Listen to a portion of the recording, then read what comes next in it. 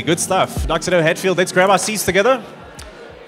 We'll do some good coffee and some ice cream downstairs as well after the service. Maybe just if you are new, I realize I didn't introduce at all, but hello, my name is Joe, and together with my wife, we lead the team that leads Dr. Hatfield, and we're part of a bigger family of churches called the Dr. family that meets all around the country and different parts of the world as well. Really thankful that you're with us here this morning, trusting that you experience something of who Jesus is and his good news. We really believe that he is the one who transforms people and communities. Fantastic. Dr. Hatfield, please open up a Bible with me to the book of Mark, chapter 1. So in the second half of your Bible, the New Testament, it starts with 4 gospel accounts, historical accounts of the life of Jesus: Matthew, Mark, Luke, and John. So Mark, chapter 1. And as you're finding your space there, let me make a statement that I think is almost impossible to disagree with as modern people. And that is that our modern world, the life, the pace, the culture of the modern world is one of deep disconnection and distortion. Where most people, all of us, most of us, would say that we are not, in fact, thriving, very far from it. We are simply surviving from week to week, just to year end, just to the end of the project, just to the end of the week.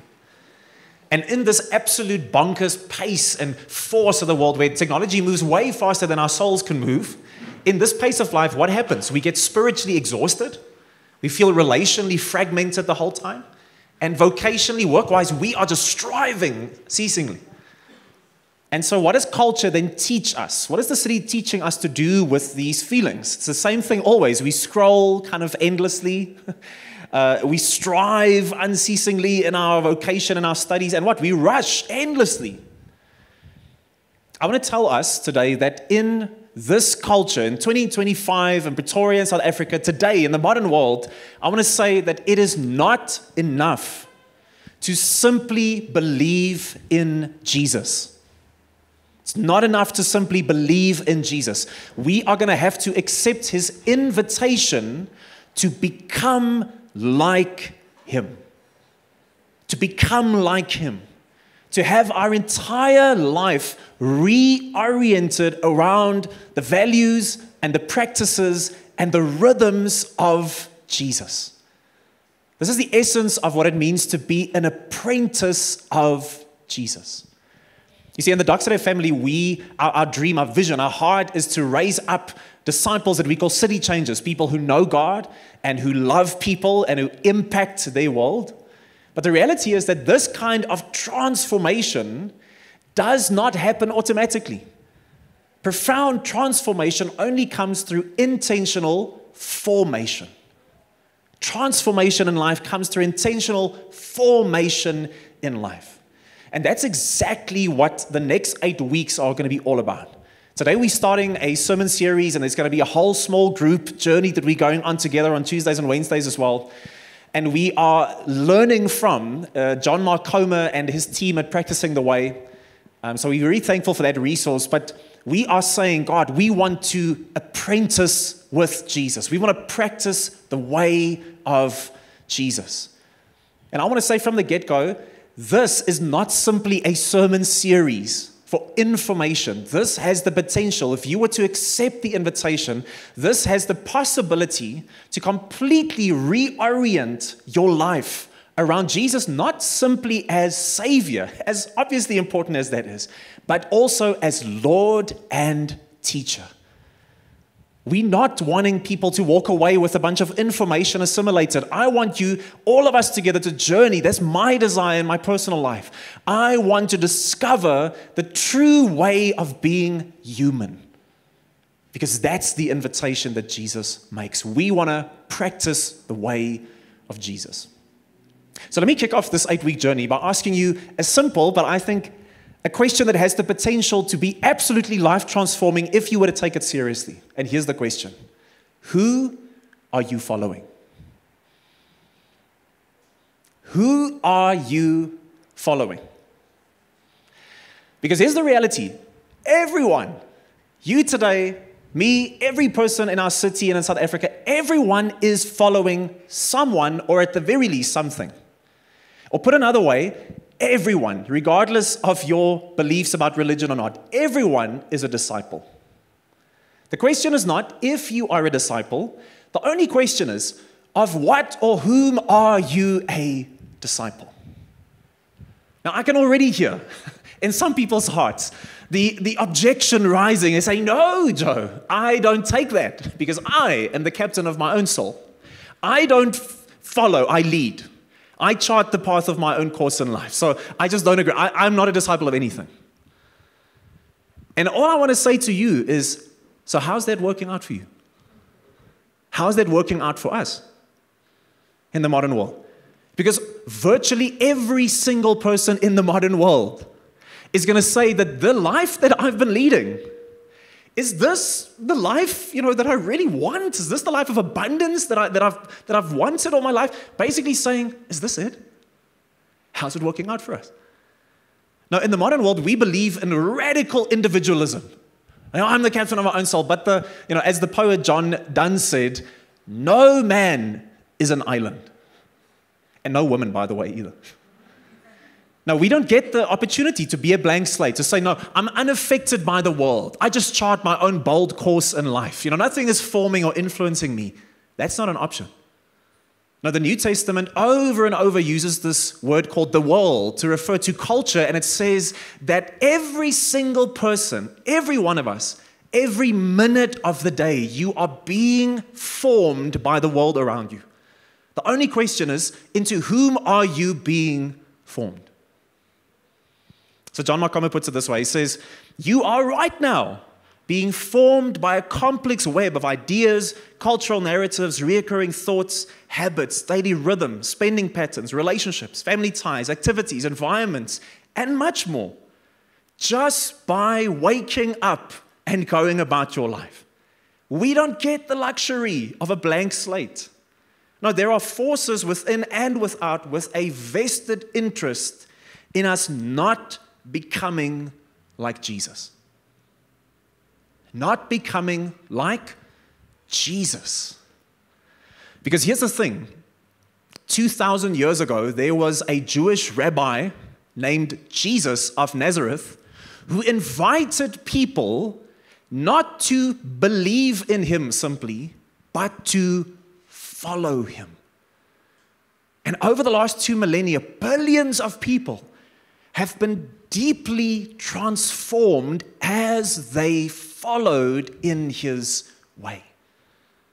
And so maybe today you do not yet know Jesus. You're not in a relationship with God. Then this next season is your invitation. Maybe you are a Christian and you have been for many years, but you've never taken your faith seriously. This next season is your invitation. Maybe you've been taking your walk with Jesus very seriously for years, but you realize in the absolute bonkers pace of our world and our culture today, you're going to have to ground your faith in life-giving practices that form you into the ways of Jesus. We want to practice the way of Jesus. So let's get into Mark chapter 1. We love breaking open big passages of Scripture, preaching through whole books of the Bible at Hatfield. But I want to show you today in 3 verses, there's a universe of meaning here for you today. I hope these 3 verses haunt you throughout this week as the Holy Spirit just reminds you there's so much in it. This is right at the beginning of the ministry of Jesus, and it says this in verse 16. As he, Jesus, passed alongside the Sea of Galilee, he saw Simon and Andrew, Simon's brother, casting a net into the sea, for they were fishermen. Follow me, Jesus told them, and I will make you fish for people. Immediately, they left their nets behind and they followed him. How profound is that? So simple. I think we need to see this in our mind's eye with the cultural background. So imagine yourself, you are Philip. You're a first century Jew. You are Simon, you're Andrew. And you may be in your late teens, early 20s. You are running the fishing business of your family with your brothers and your fathers in this region called the Galilee. It's a bunch of northern villages in the north of Israel. And life under Roman occupation, you don't have a ton of options. So you keep your head down, you say your prayers, you pay your taxes. You're going to be a fisherman. Your dad was a fisherman. His father was a fisherman. His father's father, and so on. That's who you are. And then one day you kind of waist deep in the waters next to your brother Andrew, and you guys are casting your nets in. And then suddenly you see it. There's this man walking on the shore, coming closer to you. And the moment he's close enough and you see, you instantly recognize his face. It's him. It's that Jesus of Nazareth. It's not too far away from you, actually. Everyone is speaking about this man. He has, as a rabbi, been doing things and saying things that no rabbi has ever did or said. And then it happens. As your eyes lock for a moment, he says a crazy thing. No categories for this. He says, come, follow me. Your jaw is on the, you are stunned, flabbergasted. Us. He wants us to follow him instantly. You and your brother Andrew, you drop your nets, you wade out of the water, and you, in lockstep behind him, you start following Jesus with this massive smile on your face. He has told us to follow him. Now, if we are kind of familiar with this narrative, we don't realize how bizarre it is what just happened here. Because guess what? It is bizarre. For one thing, why would Simon and Andrew quite literally walk away from their family business, from their friends, from their community, from everything that they know to follow this man who has no income stream, he's not well known, he has no organization established, and literally walk into an absolutely unknown future? I mean, you can imagine you're sitting there, you're working at PwC, and someone walks into the office and he just says, come, follow me. And you leave your laptop right there, Excel sheet still as it is, and you just walk away from everything, from your salary, from your family, from your car, everything. You just leave it just like that. It's bizarre. Why would they do that?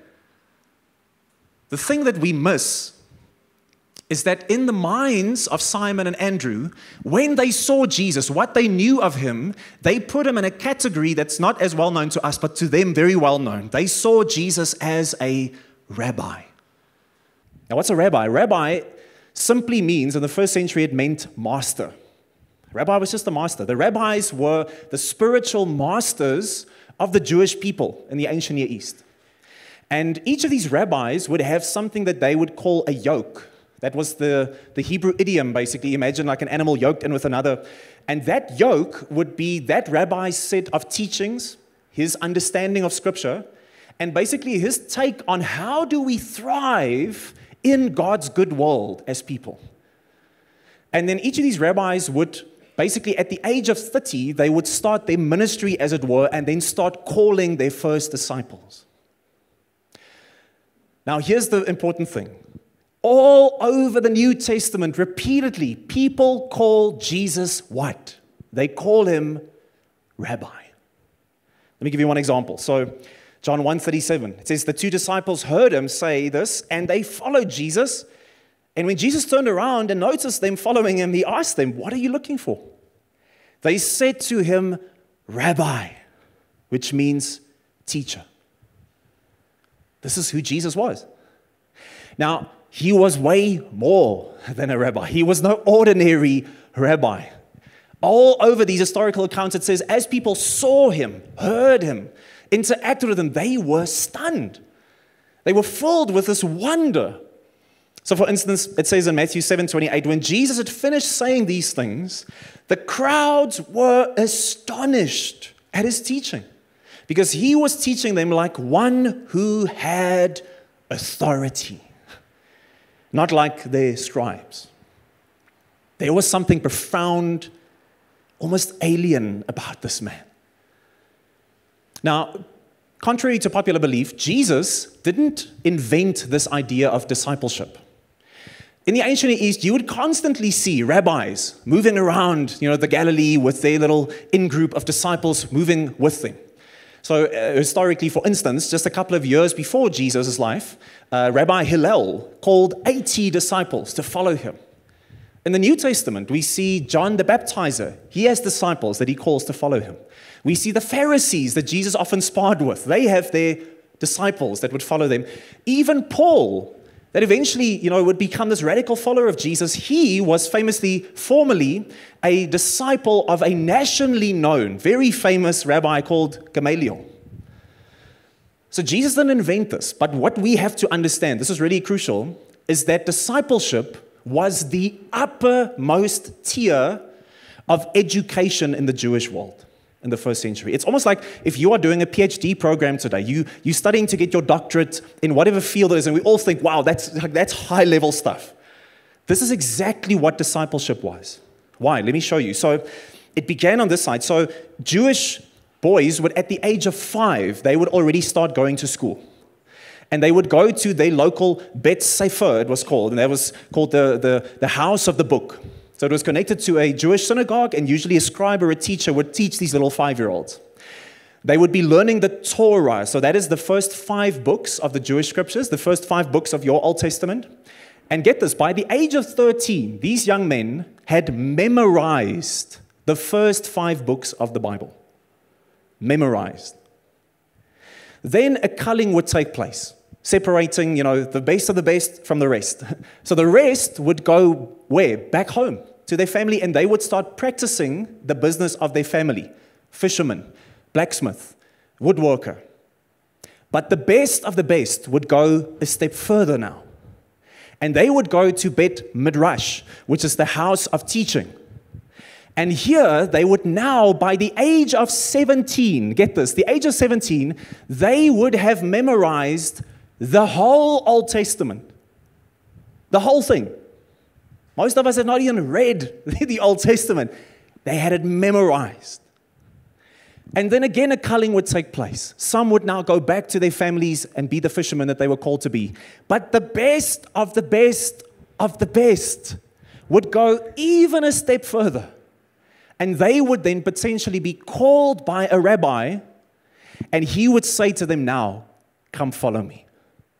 And this was the most rigorous path. This was the PhD program of the Jewish world. If you were one of the lucky few who would be called to this prestigious path of discipleship with a rabbi, now from here on out, your life is basically oriented around 3 driving principles. Number 1, be with your rabbi. Secondly, become like your rabbi. And thirdly, do as your rabbi did. So be with your rabbi. You leave your family, your business, your friends, your community, you leave all of it behind. And now, 24/7, you are with your rabbi. You are sitting at his feet. You're sleeping next to him. You're sitting at his table. You're sitting under his teaching. You're moving around with him as he's going around teaching. And 24/7, as you go with him, eventually, as you are walking throughout the ancient Near East, you would, at the end of a long day, following behind your rabbi, you would be covered in the dust of your rabbi as he's moving. You are with him. You are in school, but life is school now. But then secondly, you want to become like your rabbi. The whole point of being with your rabbi is that you would become like your rabbi. So you would imitate his way of speaking and his idioms and his teaching and the way he would do things. You wanted to be him. And then thirdly, you would do as your rabbi did. The whole point of this apprenticeship, this discipleship with your rabbi is that potentially you would one day become a rabbi.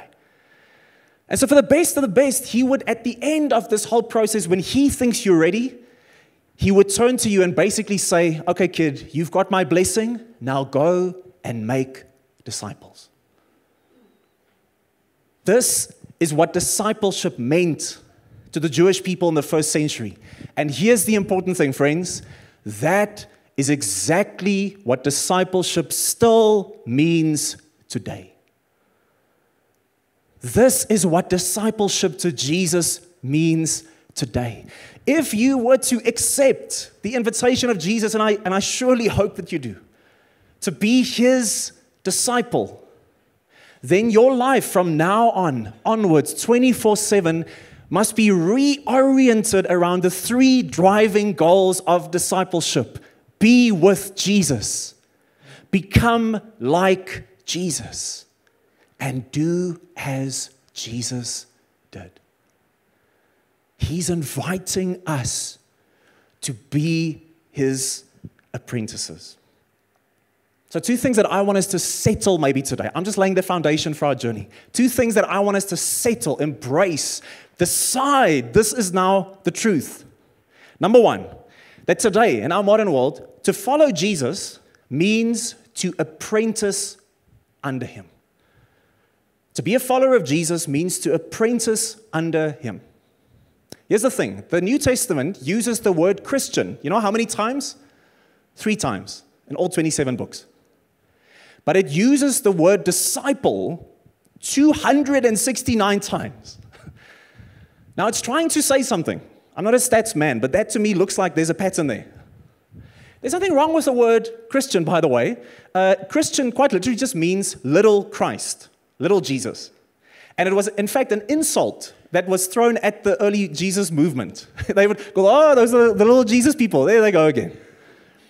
But eventually the church, you'll read it in the book of Acts, they decided, you know what? We'll take that insult and we'll make it self-identification. Yes, we are the little Jesus people. We want to be little Jesuses. So they use that word. So there's no worries. But here's the issue, friends. In the modern world, the word Christian no longer represents what discipleship did at the beginning. In our modern world, most people's understanding of what a Christian is someone who simply vaguely agrees with some Christian facts and maybe goes to church on Easter and Christmas. That's a Christian. And I want to say the issue with that is alien to what Jesus' vision for discipleship and life was all about. So we want to argue with John Mark Comer in this next 8-week set that the best word that we can use in this next season to truly capture the heart of what discipleship is, of what Christian faith is the word apprentice. We want to use the word apprentice because the word apprentice conjures up images of someone who is giving their life wholeheartedly to walk a journey, a whole life journey, not to learn certain facts, but to become a certain person. To become a tradesman, to become a formed being of some sort, not to simply agree intellectually with some facts. See, for Jesus' first apprentices, the goal was never to earn a certificate or of some sort. For them, it was to make the steady progress in becoming like Jesus in His vision called the kingdom of God. And then to radiate that Jesus life out to everyone around them. That was the vision. People ask sometimes, who are you discipling? Or who discipled you? Or people will tell me, I've never been discipled. In fact, I've seen many people, I've been there myself as well, but I've seen many people who come to Hatfield, who come to church, and they say, I left because of my previous church, my pastor never discipled me. And what they mean when they say that, or the people in my church never discipled me, what they mean is that the pastor or some person never gave one-on-one time to invest in them. Now, I think it's fine if your pastor or a leader or other Christians, if they give time one-on-one to invest in your faith, that's perfectly fine. But guess what? The New Testament virtually never uses the word disciple as a verb. Who is discipling you? It almost never does that. It's almost always a noun. It's not something someone does to you. It's something you are. Now, I'm not quibbling about words here. This is not semantic. This is really important. Please hear me. This is why it's important. If discipleship is basically a verb, it's something that someone is either doing to me or for me, around me, with me, or not. If that's the case, and it's not a noun, which means either you are a disciple or you are not. If it's a verb, it means that the onus, the weight of my growth as a Christian, as a follower, as an apprentice is on someone else. It's on a leader, it's on a church, it's on a program, it's on the people around me. I have not been discipled. But if we were to reclaim the vision that Jesus had, that disciple is not something that is done to you, it is something that you are, then it means that first and foremost, yes, should other people play a role in your following of Jesus? Yes, of course. But first and foremost, following Jesus is something that you must do. His invitation is to you, and it's a life-giving one. We're going to argue that you can no more be discipled, as we would say it, than you can be followered, or be believered, or, be Christian. No. Apprentice disciple is either something you are or you are not. And Jesus' invitation is clear. Here's the thing, friends. In 2022, 85.3% of South Africans self-identified as Christians. So that means roughly about 52 million of the 62 or so million people of our country said, me, Christian. But my question to us here is, if we look at our country, how many people are not saying, I agree with a certain belief in Christian faith, but I practice the way of Jesus. I follow the path of Jesus. How many? Maybe a bit of a comparison. In the US recently, they did some research, the Barna Group, and they said around 63 or so % of people in the US, again, self-identify as Christians. But through Barna's research, trying their best to get into what do you mean when you say that, their statistics were that 4% of that 63% were actively following Jesus. I don't think it would be crazy to say that we would not be that far from the same picture in South Africa. See, the issue in our modern world is not primarily climate change or unbridled capitalism, or, it's this social issue or that social issue. It's poverty, it's looming nuclear war. As important as all those things are, the greatest issue in our world, can you imagine with me how all those issues and all other issues globally would almost disappear overnight if billions of people, the greatest religion by number in the world, tomorrow morning started practicing the way of Jesus? Our world would literally change overnight. That's why Dallas Willard in The Great Omission, he says, the greatest issue facing the world today, with all its heartbreaking needs, is whether those who identify as Christians will become disciples. Students, apprentices, practitioners, what a great word, of Jesus Christ, steadily learning from Him how to live the life of the kingdom of the heavens into every corner of human existence. You say, I'm not following anyone. I'm a bold, individualist. My question to you is, how's that working out for you? How's that working out for us? Virtually every person in the modern world says, the life that I'm living at the moment, is this the thriving that I always thought I would have? Basically, is this it? Jesus did not want converts to cultural Christianity. He called people to follow Him to life to the full. So secondly, last thought would be, apprenticing under Jesus then means practicing a way of life. It's practicing a way of life. You see, the original name for the community of Jesus' followers was simply that, people of the way, or just the way. Let me give you one example. It's all over the book of Acts. It says, now Saul, this is Paul now, he's using his Jewish name, before he became this radical follower of Jesus, he was zealous to stamp out this heretical movement as he saw it.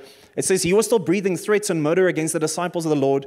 He went to the high priest and he required letters from him to the synagogues in Damascus, so that if he found any men or women who belonged to the way, that he would be able to arrest them. That Greek word there, the way, is just the word hodos. It's path, it's street, it's journey. The people of the journey. The people of the path. If I find them, I'm going to jail them. This was the self-identification of the early church. And here's the revolutionary thing. Jesus did not call people to say, do you agree with these simple facts? Please come to church on Christmas.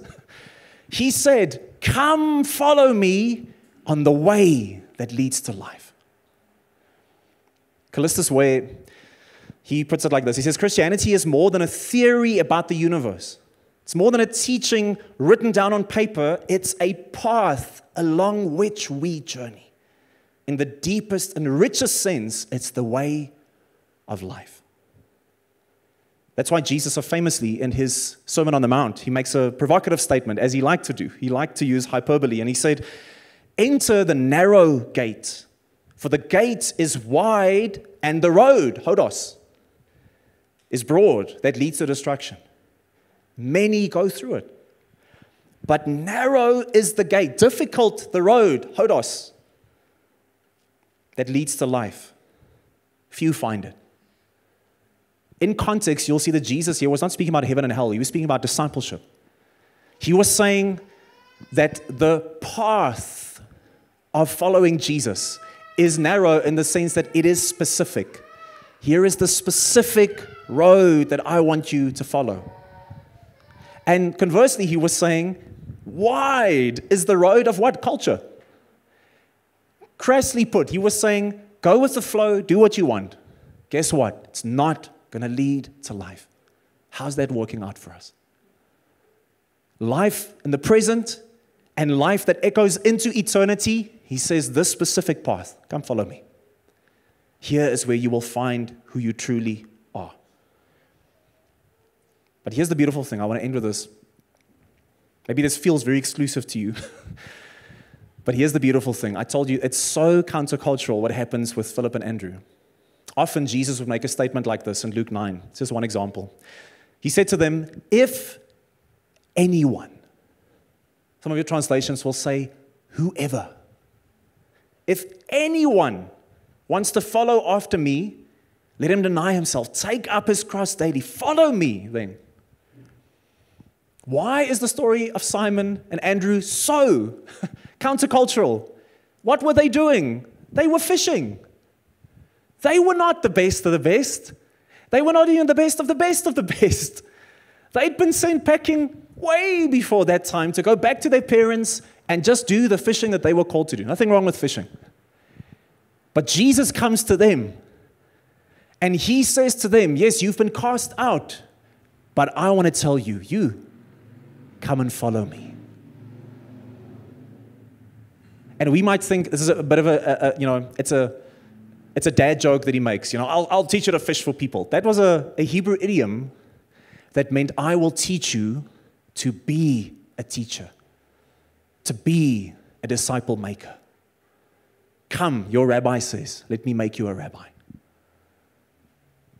The call of Jesus is not for the elite, for the exclusive, for those who've got their life together. How many of you, when I ask you, how's it going with your faith? You're going to respond like this, I'm trying, Joe. Someone's going to invite you to go to the gym and you're going to say, I just need to lose some weight, then I'll come. Jesus is saying, whoever, wherever you are, in the muck and the brokenness of your life, in what's been done to you or what you've done, in your failings and your stumbling, maybe you on the opposite side and you say, I've got the opposite issue that's equally scary. I've got all the success I've always wanted at the moment. Guess what? It feels so empty. Listen to the famous author this week speaking. He's the author of The Psychology of Money, famous book. He says, the research shows it over and over and over again that people who have amassed a lot of money tell you, it's not making me happy. And he says, but the funny thing is, after billions of people have lived and have heard that said, you know what people's responses are? Okay, but I want to find that out for myself. He says it never changes. Maybe you're in that place where you say, I've got so many of the things that I want, but guess what? It's not doing what I thought it would do. Maybe sex, money, status, beds, bottles, businesses are not weighty enough for the soul that you have. Jesus says, whoever, come, follow me. That's why Eugene Peterson says, when the Jesus way is wedded to the Jesus truth, it brings about the Jesus life. He wasn't simply speaking about quantity, eternal life. He was speaking about quality. A God quality life that simply echoes into eternity. One of the ways, the best ways to start this journey, we're going to practice it this coming week in the first of our moments together in our small groups, is to start a daily moment with this Jesus, to be with him. And to start rearranging your life around that. So we're going to practice that. But I want to say to you, there was a first century rabbi who had this famous saying. He said, may you be covered in the dust of your rabbi.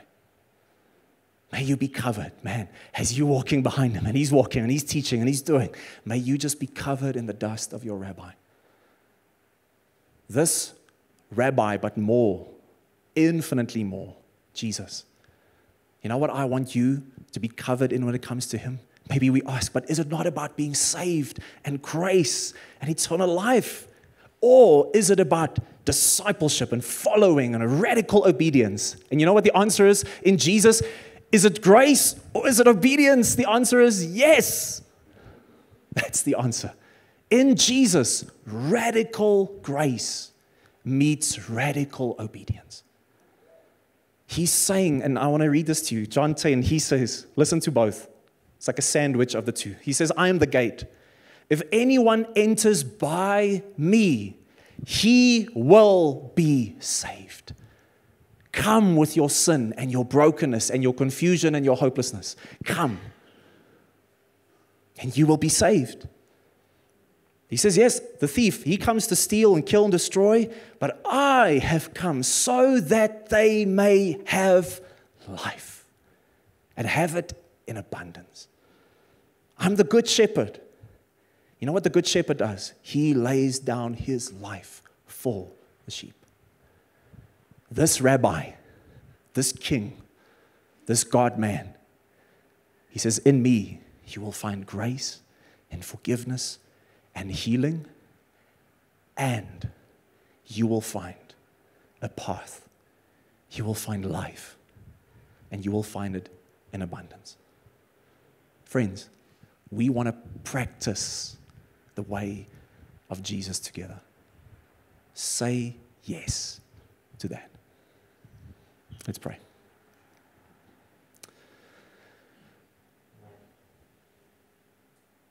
Jesus, thank you that you are infinitely more than simply the teacher.